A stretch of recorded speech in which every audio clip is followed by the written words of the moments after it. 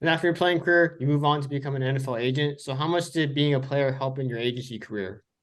Oh man, it's everything, man. I mean, I got into this business because I wanted to help the guys out that came before me.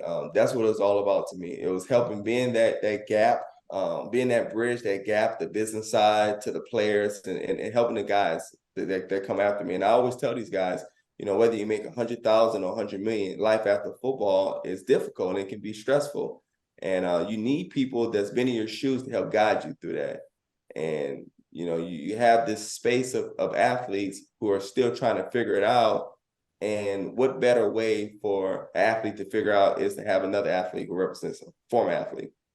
Yeah, I think the biggest deal I know you, I know I've worked with a lot of players. Mhm.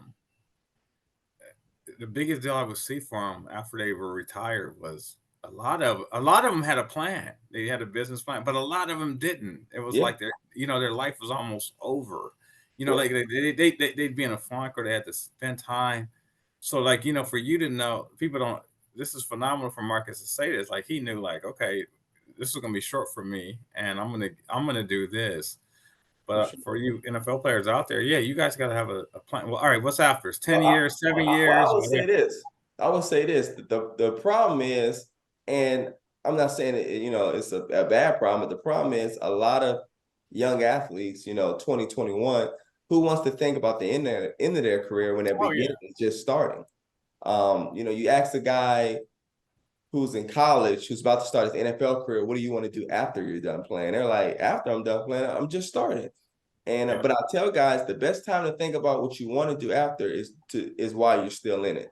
Hmm. Once the music stops playing, and you no longer wear that shield that says NFL, it's not that you don't get the same you don't get the same love, Notoriety. you Yeah. don't get the same notoriety. There's just a lot of opportunities that dissipate when you no longer have the shield. So I tell guys to think about what they're doing now.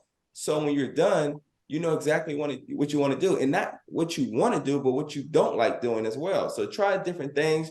Try things that you may think is, ah, man, I won't like this, and you might not like it, but it's one less thing you have to worry about when you're done playing. It's like, well, I know I can't do this, and I know I can't do this, but you know what? I did this my second year in the NFL during the offseason. I loved it. I did real estate. I don't know if you know Tyler Lockett. He's got his real estate license. He does real estate right now while he's still playing.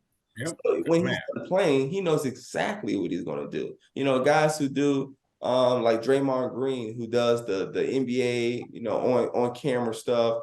He knows when he's done. He knows exactly what he's doing. These guys have taken their opportunities while they're playing because when they're done, their resume is filled. I think the thing that hurts players, and I talk to young guys about this all the time.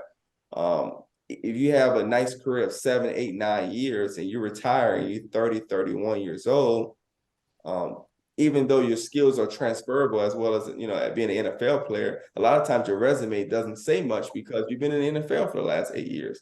And you get into corporate America where they expect you to have this long resume and you haven't worked on things outside of being a football player. So I just encourage guys, like I said, whether you make 100 million or 100,000, you're going to want to do something at the game of football and be prepared to do it.